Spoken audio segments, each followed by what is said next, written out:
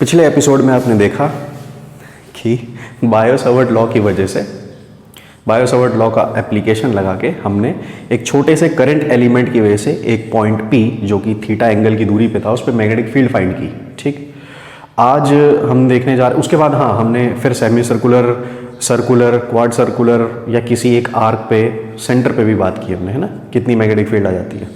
ठीक है, mu naught आई upon 2r, ठीक, याद होगा। तो आज बात करेंगे magnetic field on the axis of circular ring या करंट कैरिंग लूप। और एक रिंग हो तो सेंटर पे तो हमें पता लग गया था, अब उसकी एक्सिस पे, जैसे ऐसे रिंग जा रही है तो उसकी एक्सिस पे किसी भी पॉइंट पे कितनी मैग्नेटिक फील्ड आएगी। ठीक, आज इसको फाइंड करेंगे। एप्लीकेशन वही है, बायो-सावर्ट लॉ ही लगाएंगे इसमें। और ये क्या है कि 12th में थोड़ी डेरिवेशन आ जाती है 2-3 नंबर 3 नंबर में, तो थोड़ा ये भी देख लेते हैं, है ना। चलो, तो जैसे कहने का मतलब यहाँ पे हमें एक रिंग दे रखी है जिसमें आई करंट जा रहा है। कैसे चल रहा है ये चल रहा है आपका क्लॉकवाइज। ठीक, इस रिंग का रेडियस r है और इसके सेंटर से x डिस्टेंस दूर इस P पॉइंट पे हमें मैग्नेटिक फील्ड फाइंड करनी है। ये P पॉइंट कहाँ पे है, इसकी एक्सिस में। ठीक, चलिए, तो अब पहली बात, हमें अब एक साथ हम पूरी सर्कुलर रिंग की वजह से तो निकाल नहीं सकते। बायो-सावर्ट लॉ बताता है एक छोटे से एलिमेंट की वजह से हमें मैग्नेटिक फील्ड पता है ना। जैसे बायो-सावर्ट लॉ के अकॉर्डिंग हमें पता है कि ये जो छोटे से एलिमेंट की वजह से dB जो आती है वो mu naught upon 4 pi I dl sign theta upon r square, ये मैग्नेटिक फील्ड आती थी। ठीक, मैग्नेटिक फील्ड है, वेक्टर क्वांटिटी है, ये तो मैग्नीट्यूड हो गया। डायरेक्शन हम बताते थे इससे वेक्टर फॉर्म से, dB equal to mu naught upon 4 pi I dl cross r upon r cube. dl cross r क्या बताता था, मैग्नेटिक फील्ड की डायरेक्शन। इससे क्या पता लग रहा है, एक वेक्टर है जिसका क्रॉस प्रोडक्ट हो रहा है, जैसे a क्रॉस b कर रहे हो और उससे एक रिजल्टेंट निकाल रहे हो c, तो c a के भी परपेंडिकुलर, c b के भी परपेंडिकुलर। ठीक, तो कहने का मतलब मैग्नेटिक फील्ड dl और r दोनों के परपेंडिकुलर थी।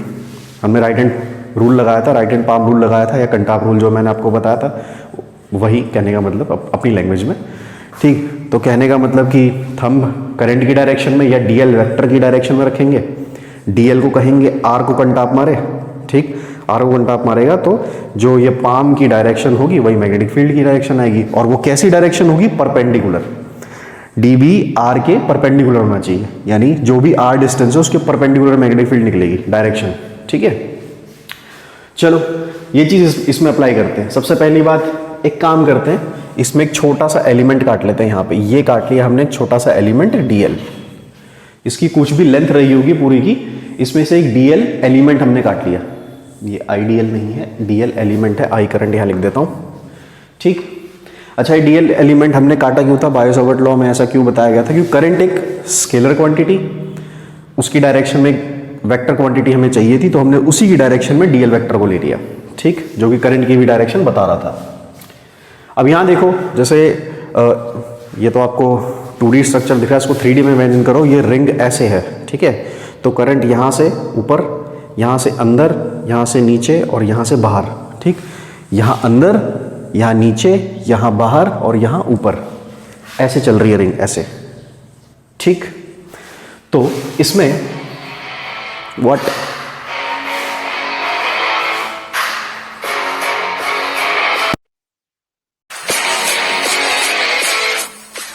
माफ़ी चाहूँगा, फ़ोन आ गया था दोस्त का।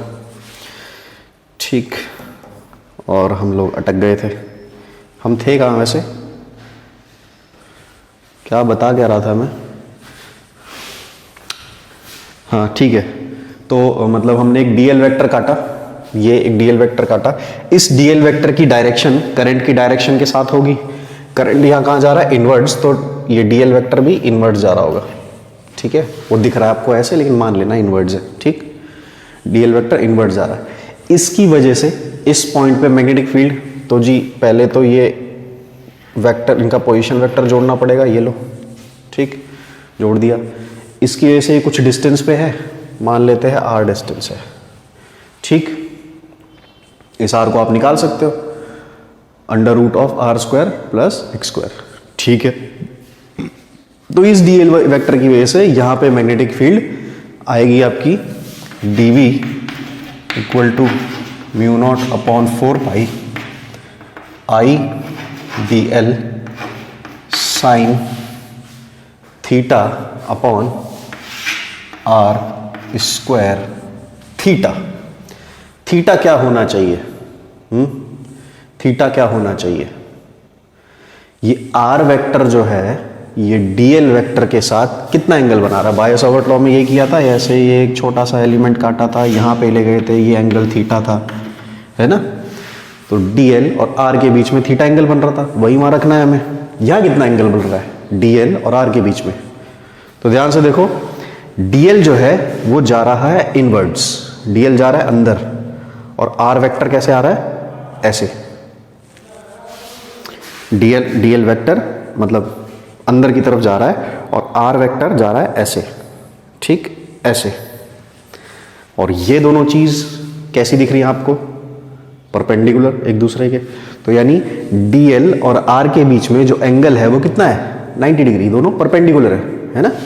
डीएल ऐसे अंदर की तरफ जा रहा है और आर ऐसे बाहर निकल रहा है उसमें से, तो ये दोनों परपेंडिकुलर एक दूसरे के। तो साइन थीटा यानी साइन 90 डिग्री, ठीक। इतनी बात हो गई क्लियर? कोई दिक्कत नहीं इसमें, ठीक है।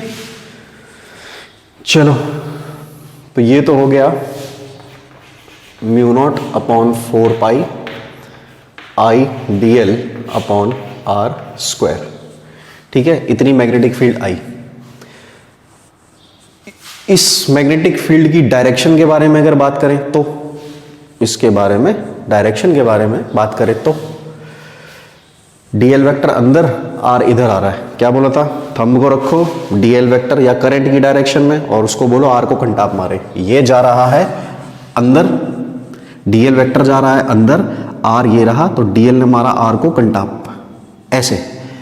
तो कहां इस तरफ आनी चाहिए मैग्नेटिक फील्ड?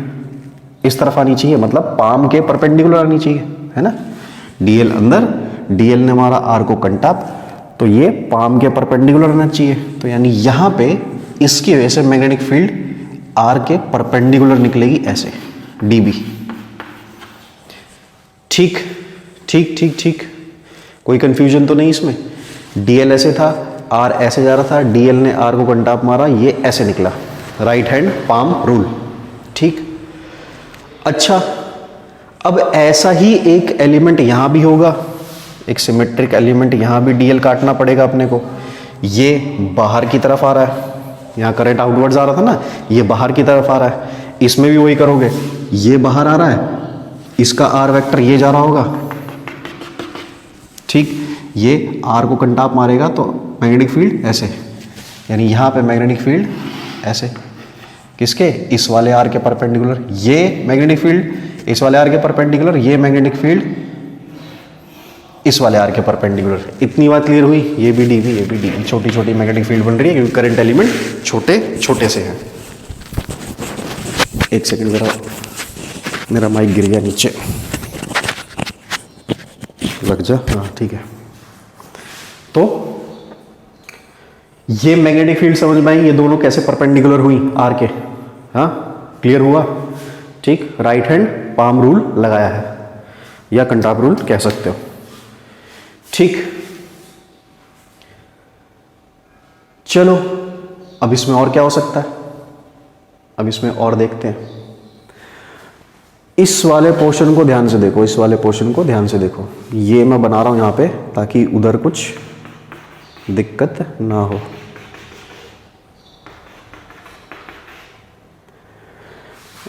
यार कभी तो सीधा बन जाया कर। हाँ ठीक है, ठीक। मैं क्या कर रहा हूं ना, यहां से एक परपेंडिकुलर खींच रहा हूं ऐसे दोनों डायरेक्शंस में। इसके परपेंडिकुलर मैंने खींच दिया, यहां बना रहा हूं सारा वो वाला हिसाब किताब। इसमें से देखो एक डीवी जा रहा है इधर और एक डीवी जा रहा है इधर। इसमें ध्यान से देखना क्या क्या हो रहा है। मान लेते हैं ये एंगल थीटा तो ये भी एंगल थीटा। इसको एक कोन की तरह इमेजिन करो, एक कोन होता है नीचे ऐसे गोल और ऊपर ऐसे जाके मिल रहे होते हैं सब आपस में, तो उसमें ये सारे डिस्टेंस, ये आर, हर तरफ से ये आर सेम होगा इस पॉइंट के लिए और एंगल भी सब सेम बनाएंगे। तो अगर मैं इसको थीटा बोल रहा हूं तो ये भी एंगल सेम ही बनेगा, थीटा। ठीक, ये दोनों एंगल हो गए थीटा। अच्छी बात। ये देखो, ये वाला जो है dB, ये वाला dB, ये किसके परपेंडिकुलर था? इस वाले के। ये वाला dB इसके परपेंडिकुलर था, ये ऐसे परपेंडिकुलर था। ये दोनों तो हो गए थीटा, थीटा थीटा 2 थीटा हो गए, पूरा था 90, तो इतना सा एंगल, ये बचा हुआ एंगल कितना हुआ? 90 माइनस थीटा। यहां क्लियर? ये दोनों, सॉरी 2 थीटा होगा ना, 90 माइनस 2 थीटा। देखो मैं बोल रहा हूं ये dB के साथ ये वाला r, इस dB के साथ ये वाला r बना रहा है 90 डिग्री। ठीक, इस वाले dB के साथ ये वाला r बना रहा है 90 डिग्री। तो इसमें ये दो एंगल, ये भी थीटा और ये भी थीटा है ना, ये भी थीटा ये भी थीटा, तो दोनों मिला के हो गए 2 थीटा। ये बचा हुआ एंगल कितना हुआ? 90 माइनस 2 थीटा। यहां क्लियर हुआ? ये पार्ट क्लियर हुआ? हो गया होगा, आई थिंक हो जाना चाहिए। ठीक है, चलो अब ये वाला 90 माइनस 2 थीटा है और यहां से लेके ये भी मैंने एक परपेंडिकुलर ड्रॉ किया। ध्यान से एक एक चीज देखते रहना, इसलिए बहुत स्लो बता रहा हूं। ठीक, कंफ्यूज नहीं होना कहां से क्या ले रहा हूं। मैंने कहा ये तो समझ में आ गया, 90 माइनस 2 थीटा आया है। अब मैं कह रहा हूं ये मैंने एक परपेंडिकुलर ड्रॉ किया था इसके साथ, ये एक्सिस ऑफ रिंग के साथ, इसके साथ मैंने ऐसे एक परपेंडिकुलर ड्रॉ किया था ये, तो यानी एक्सिस के साथ ये एंगल भी 90 डिग्री हो गया, ये भी 90 डिग्री हो गया। वही मैं कह रहा हूं यहां से लेके यहां तक 90 डिग्री हो गया। ठीक, ये पूरा एंगल 90, जिसमें से ये एंगल थीटा, ये 90 माइनस 2 थीटा, और इसको मान लेते हैं कुछ भी एक्स वाई जेड जो भी मान लो, एक्स मान लिया। ठीक, यहां तक क्लियर? तो ये एक्स कितना एंगल निकल के आएगा? अब देखो पूरा था 90 बराबर किसके? Theta plus 90 minus 2 theta plus x, ये टोटल एंगल इतना आया।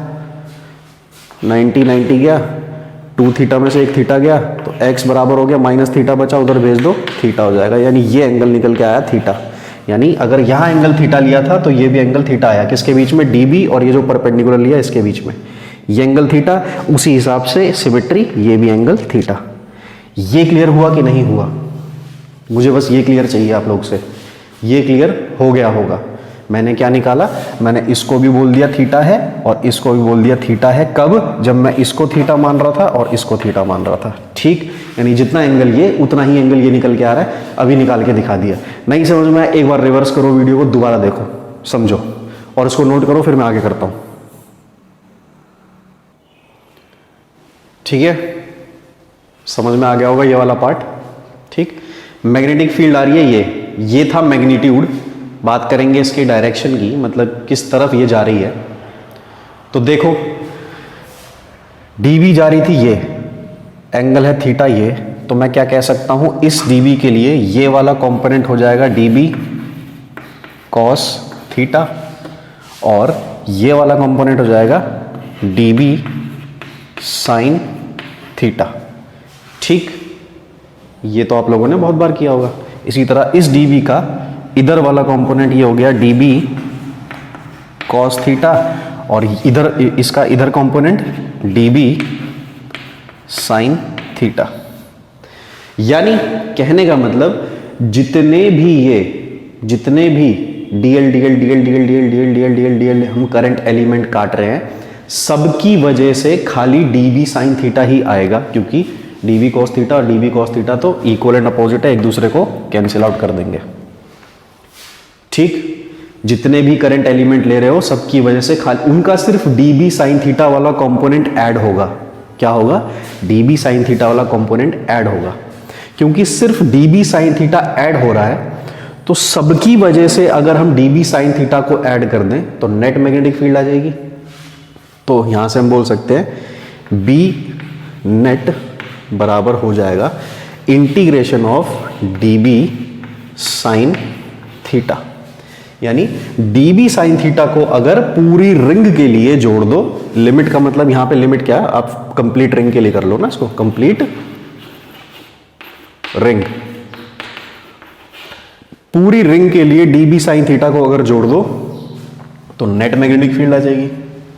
ठीक, ये कंफ्यूजन मत रखना कि डी बी साइन थीटा और डी बी साइन थीटा तो 2 डी बी साइन थीटा है, अरे इक्वल एंड अपोजिट वो है कंपोनेंट्स।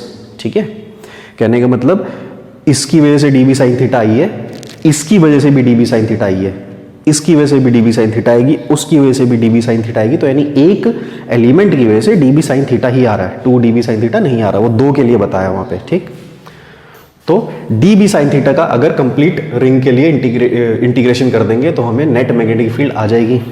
ठीक है ठीक है ठीक है, अच्छी बात है, उलझ मत भाई, उलझ मत। ठीक, हाँ, तो बी नेट यहां से इंटीग्रेशन, अच्छा डीबी की वैल्यू क्या लिखी, म्यू नॉट अपॉन 4 पाई आई d l upon r square sine theta. इन सब का क्या करना है, इंटीग्रेशन करना है अपने को। ठीक ठीक ठीक ठीक ठीक ठीक। अच्छा, साइन थीटा, इसमें साइन थीटा क्या रख सकते हो, ये रहा थीटा, साइन थीटा क्या हो जाएगा,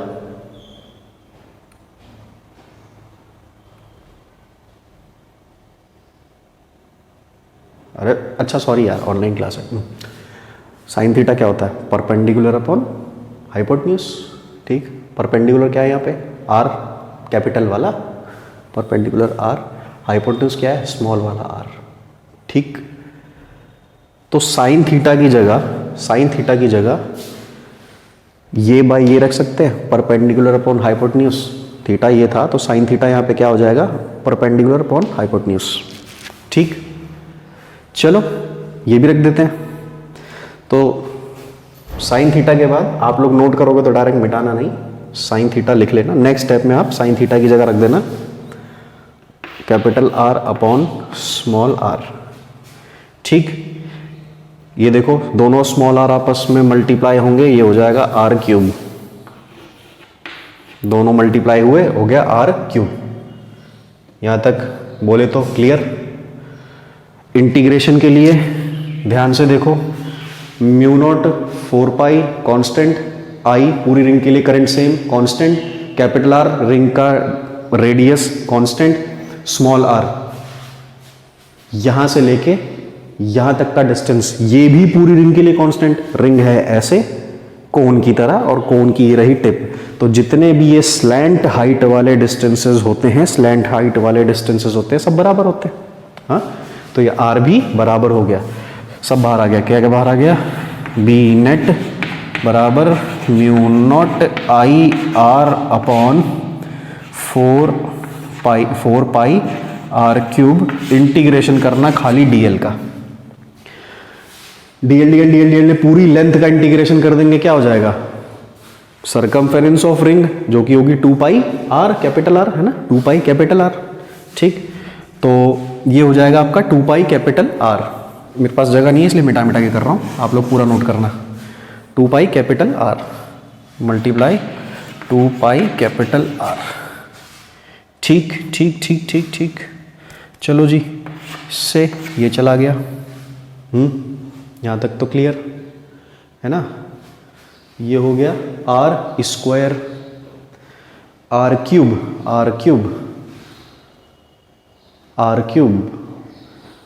इसकी वैल्यू क्या है, आर की value under root of r square plus x square, यही है। तो आर क्यूब की जगह इसकी वैल्यू रख दो, बी नेट बराबर हो गया mu naught I r square upon 2, ये 2 पाई से 4 पाई गया था, 2 बचा नीचे, अंदर बचा आपका r square plus x square ये अंडर रूट में है, उसकी पावर क्यूब है, तो 3/2। ये आपकी आ गई magnetic field on the axis of circular current carrying loop या रिंग, जो भी कहना चाहो प्यार से। नोट करो ये पॉइंट, देखो ये जो मैग्नेटिक फील्ड निकल के आती है यहाँ पे, जो मैग्नेटिक फील्ड निकल के आती है, इसकी डायरेक्शन लूप के दोनों तरफ सेम होती है। क्या होती है? इसकी डायरेक्शन लूप के दोनों तरफ सेम होती है। जैसे ये रही आपकी रिंग, ठीक, ये रही रिंग। अगर जैसे ये रिंग है, इससे इस तरफ इस डिस्टेंस पे यहाँ पे कोई पॉइंट है, तो अगर नेट मैग्नेटिक फील्ड इधर आ रही है, वो डिपेंड करेगा करंट की डायरेक्शन क्या है, ठीक। अगर इसी करंट को हम रिवर्स कर देते हैं, नेट मैग्नेटिक फील्ड इधर आती है, ठीक। तो कहने का मतलब कि ये मैग्नेटिक फील्ड इनवर्ड्स आ रही है, मतलब इस तरफ आ रही है, तो इसी लूप के इस तरफ ये उधर जाएगी, ऐसा नहीं कि इधर आने लगेगी, ठीक। तो along the axis magnetic field की डायरेक्शन रिंग के लिए सेम होती है, इधर भी इधर, इधर भी इधर, ठीक। अब बात होती है कि ये सेम तो है, पर मैक्सिमम और मिनिमम वैल्यूज कब कब है? मैक्सिमम और मिनिमम वैल्यूज कब कब हैं, ठीक। तो देखो B net mu naught I r square 2, mu naught constant, current ring के लिए कॉन्स्टेंट, आर स्क्वायर रिंग के लिए कॉन्स्टेंट, 2 रिंग के लिए कॉन्स्टेंट, तो ये आर स्क्वायर भी कॉन्स्टेंट, बचा खाली आपका एक्स स्क्वायर की पावर 3/2। एक्स स्क्वायर की पावर 3/2, स्क्वायर से ये 2 गया, तो एक्स की पावर क्यूब, यानी बी इनवर्सली प्रोपोर्शनल आता है x की पावर 3 के, यानी x पे डिपेंड कर रही है। जितना दूर x होगा मैग्नेटिक फील्ड उतनी कम आएगी, x जितना दूर होगा मैग्नेटिक फील्ड उतनी कम आएगी, ठीक। और ये दोनों साइड के लिए है, उधर भी जितना दूर जाओगे मैग्नेटिक फील्ड कम, इधर भी जितना दूर जाओगे मैग्नेटिक फील्ड कम। मैक्सिमम और मिनिमम के लिए b मैक्सिमम कब होगा? जब x इक्वल टू 0 हो। x की वैल्यू मिनिमम होगी तो b मैक्सिमम हो जाएगा। x की मिनिमम वैल्यू क्या हो सकती है? 0। यानी इस कहने का मतलब आप रिंग के सेंटर पे आ जाओ, x 0 कर दो, यानी रिंग के सेंटर पे आ जाओ।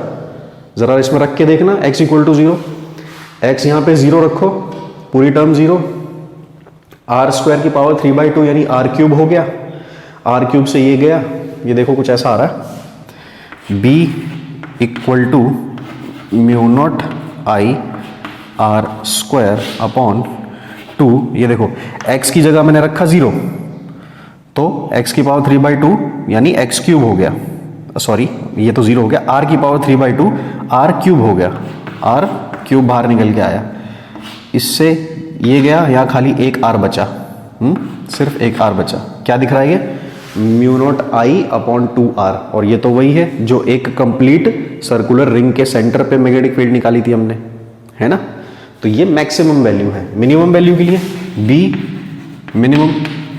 मिनिमम के लिए आप x को बहुत दूर ले जाओ, x इक्वल टू इन्फिनिटी कर दो, है ना, x को बहुत दूर ले जाओ एकदम, कोई दिक्कत ही नहीं। ये बहुत x इन्फिनिटी कर दोगे यानी ये नीचे वाली टर्म x क्यूब इनफाइनाइट हो जाएगी, बहुत ज़्यादा बड़ी वैल्यू हो जाएगी। इनफाइनाइट से कोई टर्म डिवाइड करोगे तो 0, तो b यहाँ पे 0, तो मैग्नेटिक फील्ड लगभग 0 होने लगेगी इनफाइनाइट पे जाके, ठीक। कोई ग्राफ पूछ ले, ये नोट मार लो फटाफट, कोई ग्राफ पूछ ले तो कैसे बता सकते हो ग्राफ,